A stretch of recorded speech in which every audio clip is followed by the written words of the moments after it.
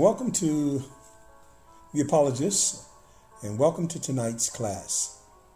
Tonight we're going to be discussing St. Matthew's 25 and 46, a passage that is believed by many and taught by many to be teaching about hell and people going to hell.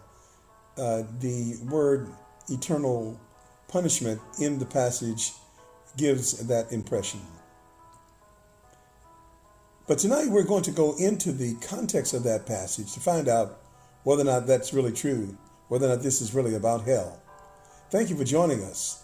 You should be able to see when we're finished with this what the true context of St. Matthew's 25:46 is.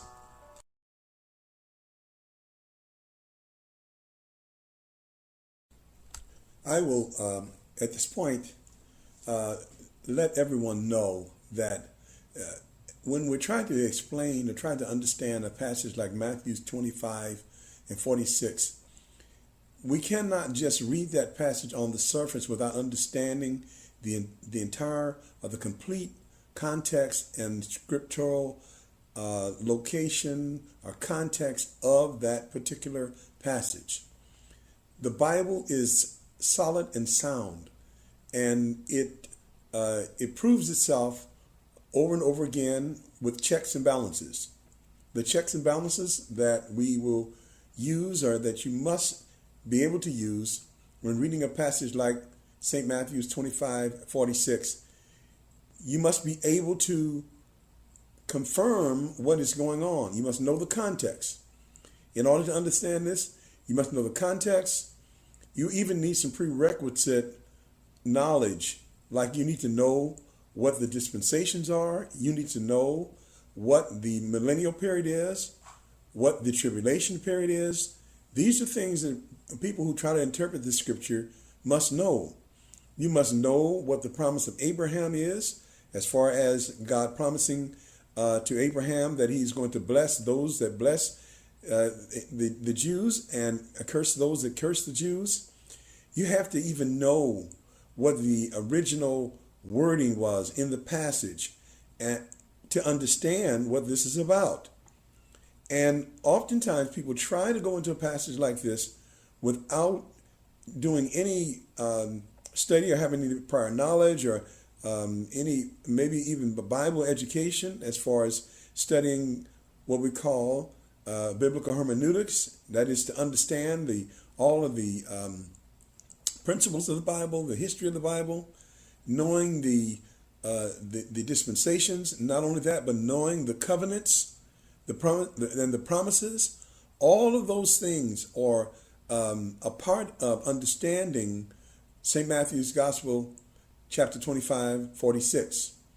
And I will say at this point that sometimes ministers do not study theology or do not study the Bible and do not know these things, and they just take a passage and on the surface look at it and say, oh, that's talking about hell.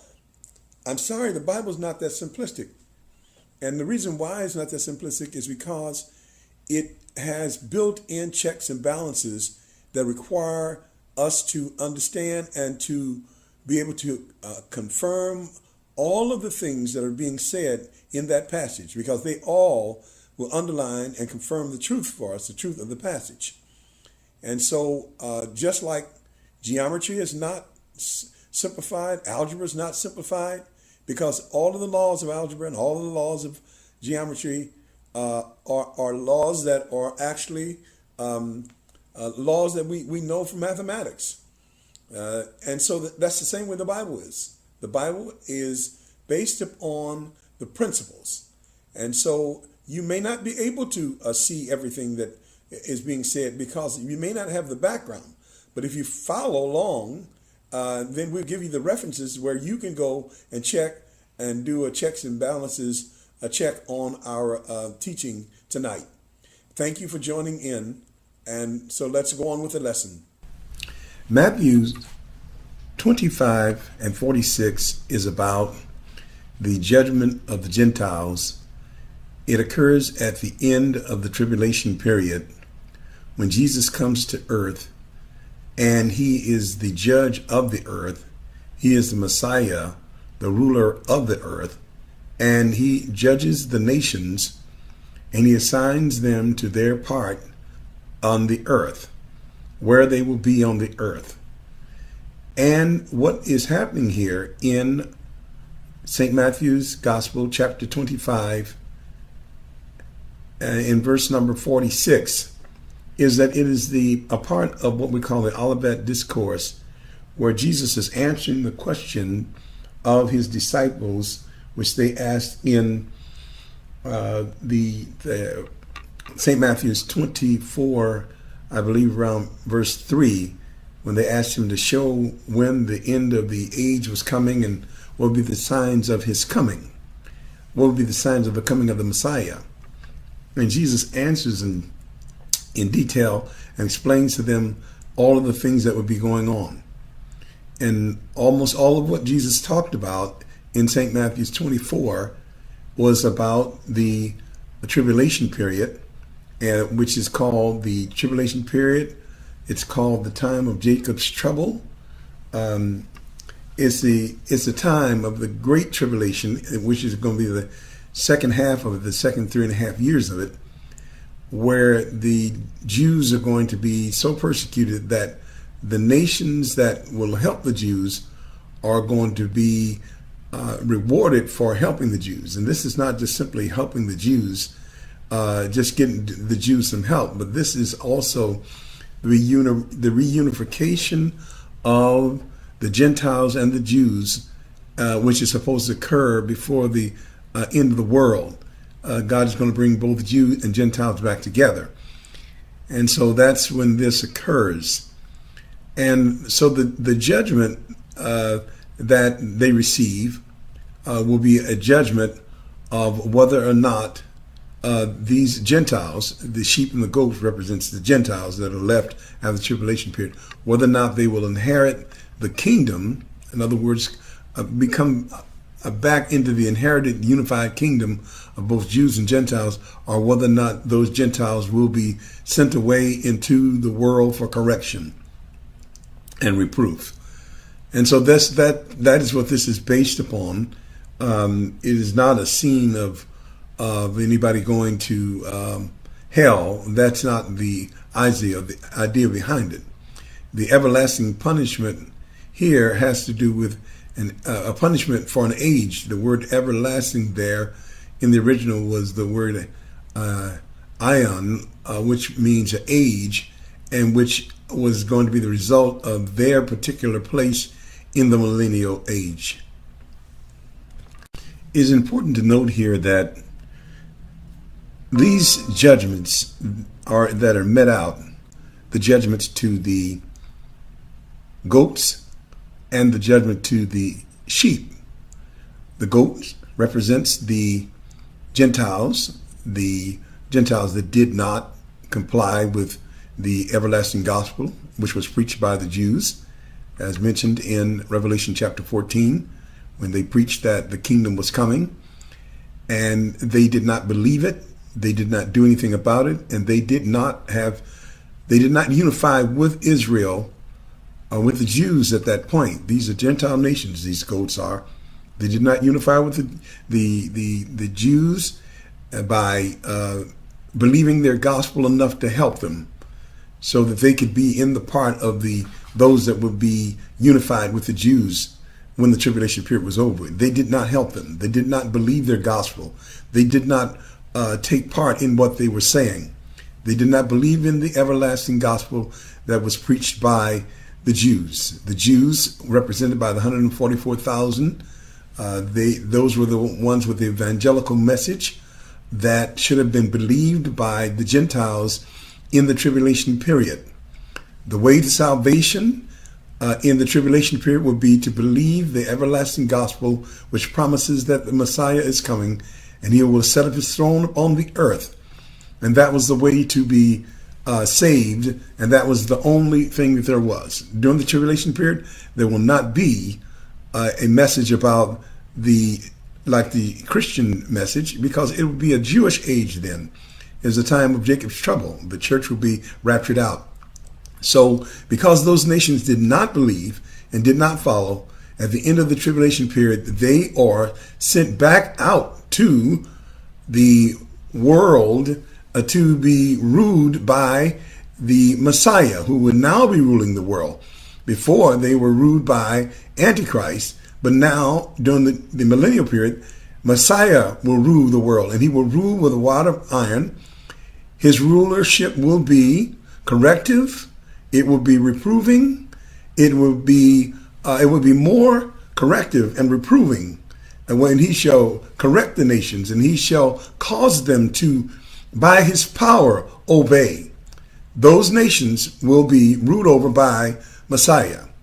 And this will go on in the age of the millennial. And this is one of the reasons and explanations for these nations, these goats being sent into what they call everlasting, or it means age long, and the word punishment was there, but the word punishment was not in the original text. The word that punishment replaced was the word of correction, the word correction.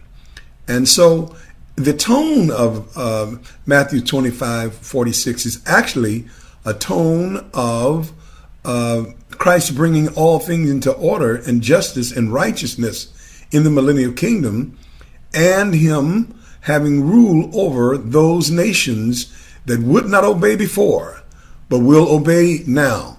And it may be that if they are reproved, it may be that sometime during the 1,000 years, they may be brought into the millennial privilege. They may come under believing the everlasting gospel. They may join with the Jews. So this word for punishment in the original word meant that a correction with a opportunity for reproof. And so it is more of a gospel even to the nations that Christ comes, and he still seeks for the entire Gentile population to become a part of the kingdom and to inherit the kingdom, because this is leading up to the end of the world, when Christ wants man to be one, and man will be one, both Jews and Gentiles. On the other hand, the sheep, which represent the Gentiles that did believe the everlasting gospel and did help protect Israel and did feed Israel and did take care of them, as Jesus talked about, they would go into the millennial. They would inherit the kingdom that was prepared for them before the foundation of the world. And that statement is to say that even before the foundation of the world, God wanted all men, Jews and Gentiles, to worship him and to be eventually glorified and to come into his kingdom. And he wanted that from the foundation of the world. But because the Gentiles strayed away and were scattered at the Tower of Babel, God gave attention to the Jews, starting with Abraham in Genesis chapter 12. But now here in this particular passage, he is calling men everywhere, Gentiles, back to him, that they may come under his kingdom and inherit the kingdom. And this is basically what Matthew's chapter 25 and chapter 24, the Olivet Discourse, but in particular Matthew chapter 25, verse 4. Now, let us take a look at the Greek words that were in the passage, the original passage of St. Matthew 25 and 46. The two words that bring our attention to this passage that will help us to understand the passage and will answer the question whether or not this passage is pertaining to the everlasting punishment or the eternal punishment, endless torture and suffering, in conscious suffering in eternity, if this is referring to that, where all the people in the world who will be judged and will go before judgment, and some of them will go to what we call hell, is this referring to that? Is this referring to the good people and the bad people of the world? The good people being the sheep and the bad people being the goats? Does this mean that? And that's what we're studying. We're very humbly studying this to find out whether or not this is pertaining to that. And whether or not we could preach that all the people in the world who are bad, based upon this scripture, would go to burn in fire in hell and to suffer in hell. Is this talking about hell here? I know that we've assumed that, and this is one of the scriptures that we use to preach hell by referring to the phrase everlasting punishment. And then we also to everlasting life on the other hand. So the question is this dealing with hell as we teach it in our modern tradition of teaching? And to answer that question, we have gone back to the original Greek wording of the passage of St. Matthew's 25:46. And we found that the original word, first of all, the setting is the judgment of the world at the end of the tribulation period. So those who are brought before the judgment don't include everybody in the world. This is strictly the judgment of the Gentile nations at the end of the tribulation period. So it is not really a judgment of all the people in the world. And it's not a judgment based upon morality or savedness or unsavedness. It's based upon how they responded to the everlasting gospel that was preached in the tribulation period, and how they dealt with the Jews, and how they whether or not they helped the Jews or not. And it's a judgment that's upon those Gentiles left after the tribulation period. So first of all, that's the context of it.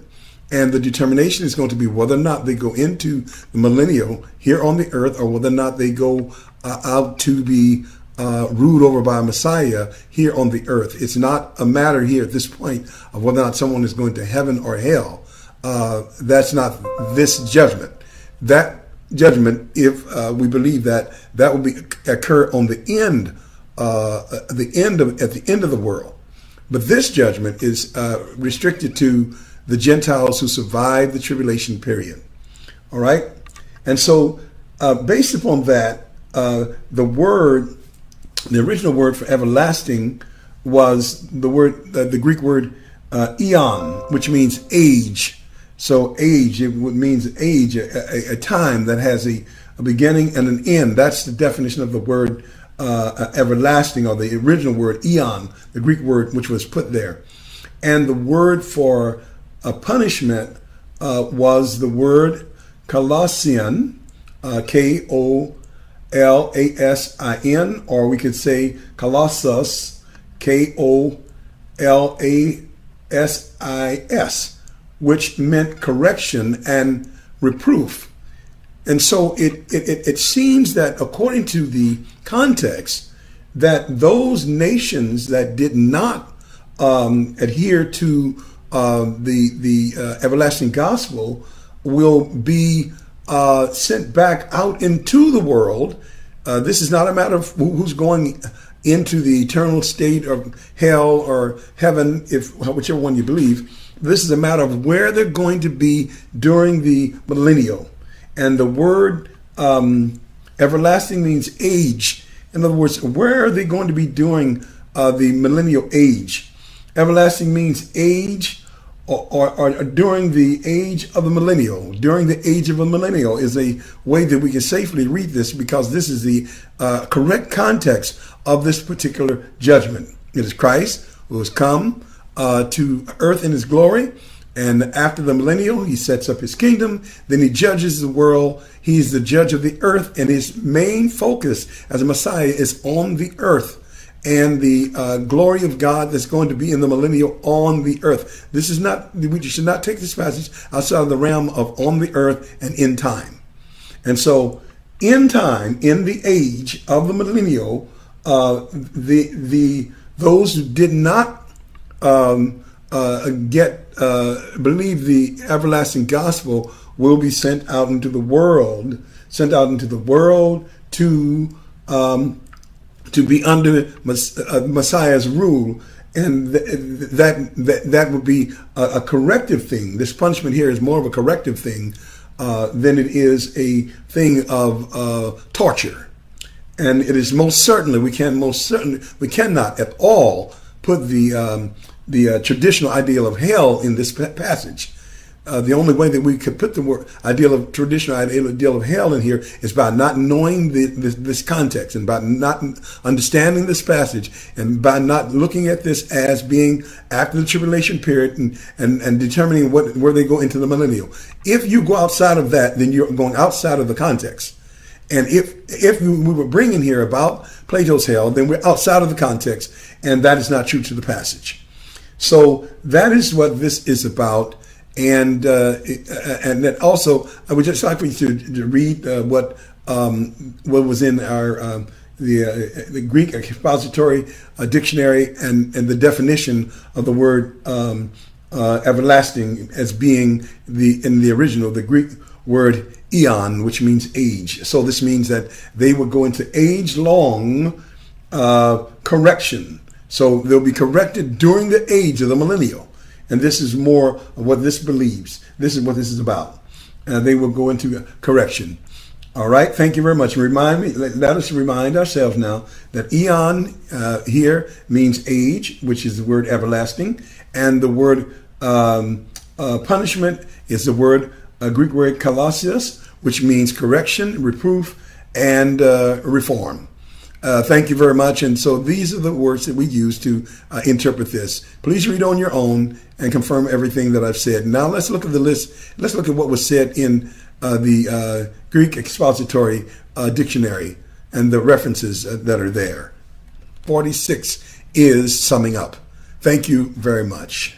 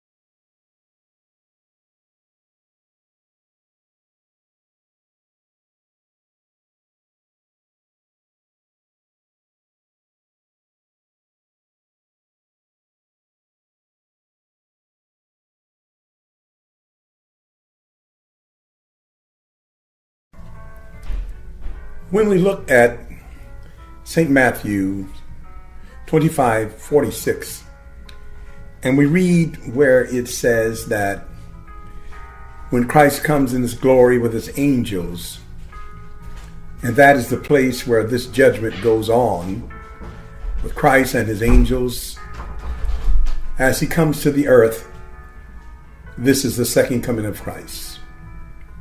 And there is a number of things that are going on there at that second coming. He comes with his angels and he defeats the bad nations of the world at the end of the tribulation period.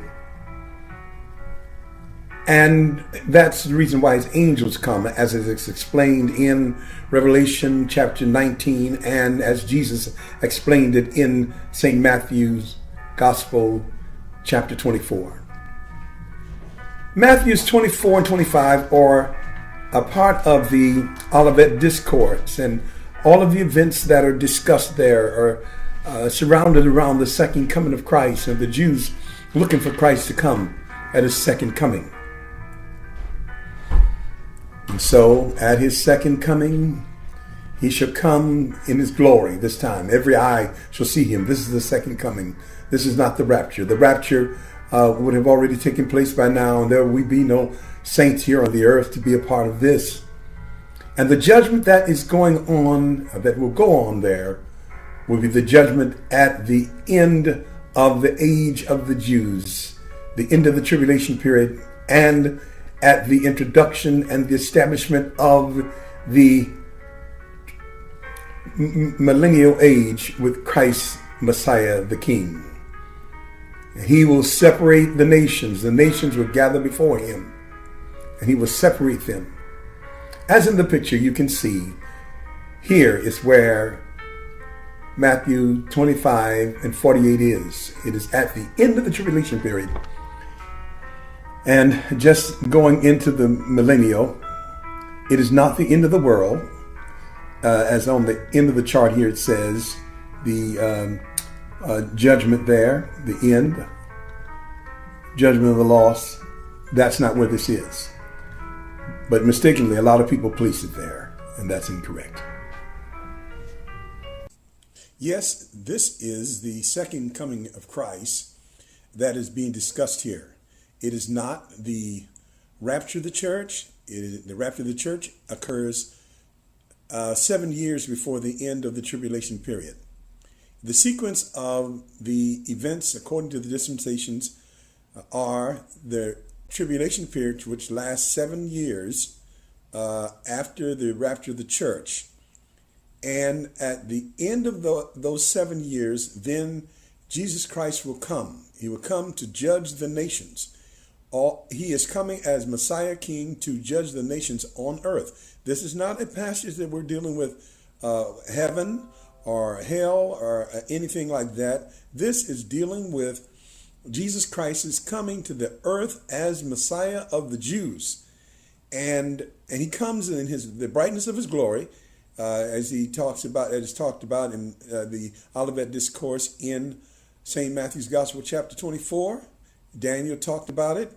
And so he's coming, he comes in the brightness of his glory. And he's coming now to judge. He's coming now. He's going to step his foot on the Mount of Olives.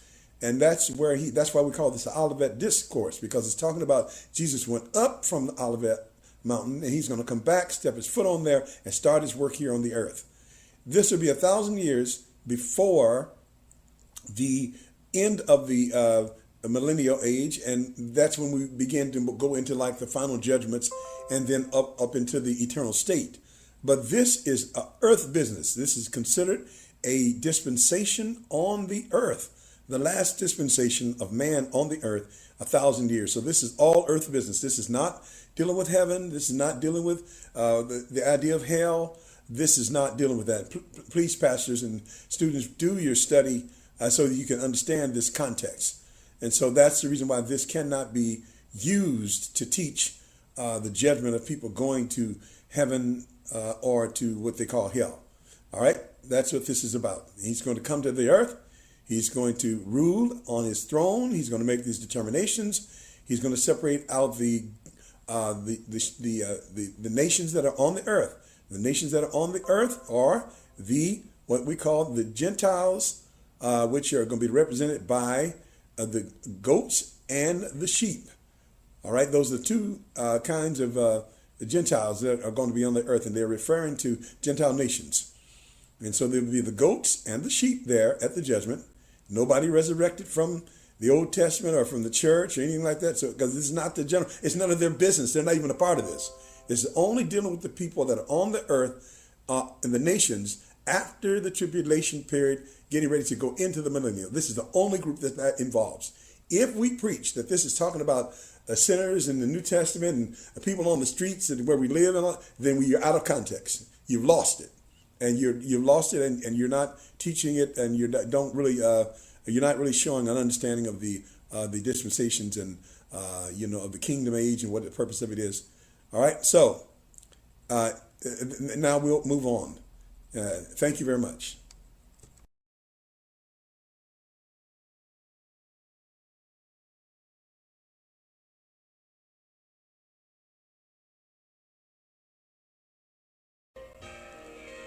On the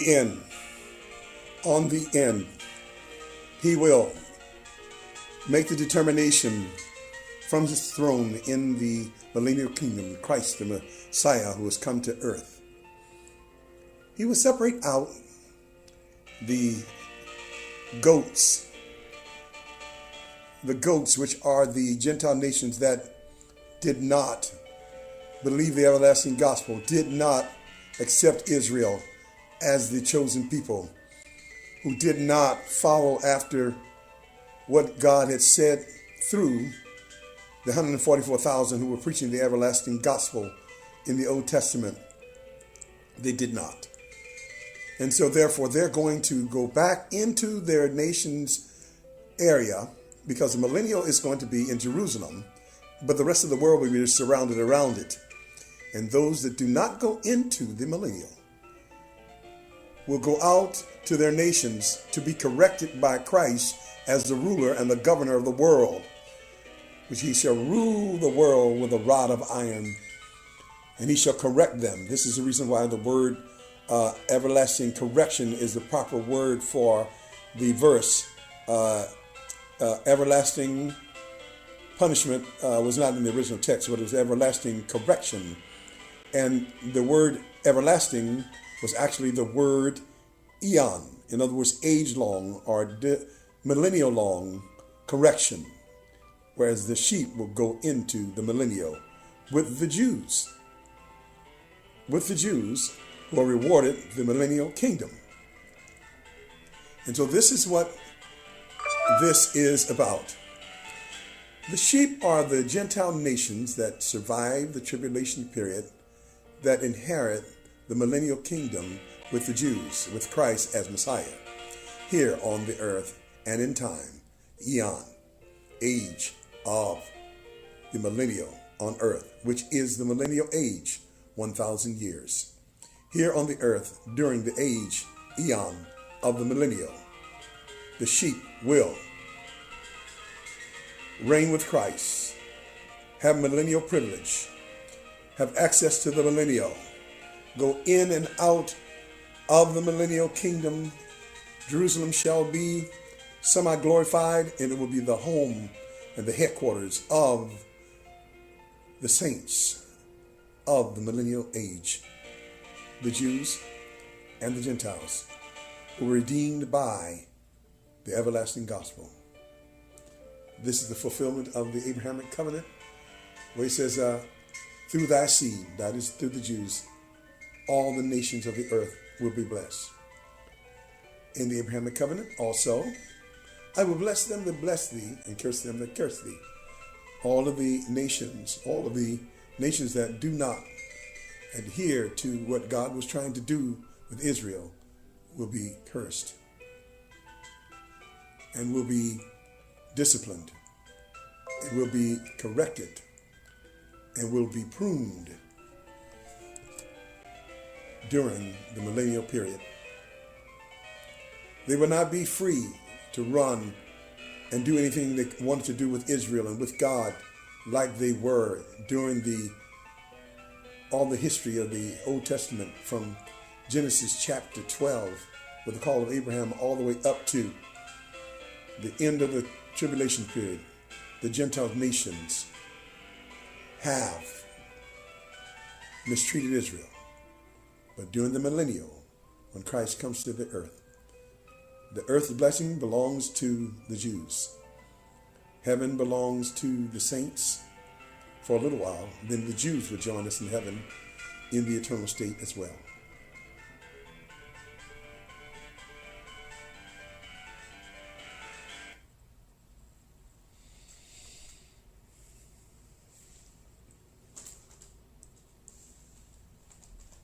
The sheep are God's blessed Gentiles who believed in the everlasting gospel.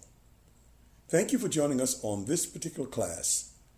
We will continue on with this study of the understanding of St. Matthew's Gospel, chapter 25, verse 46, in our next lesson. Thank you very much for joining us.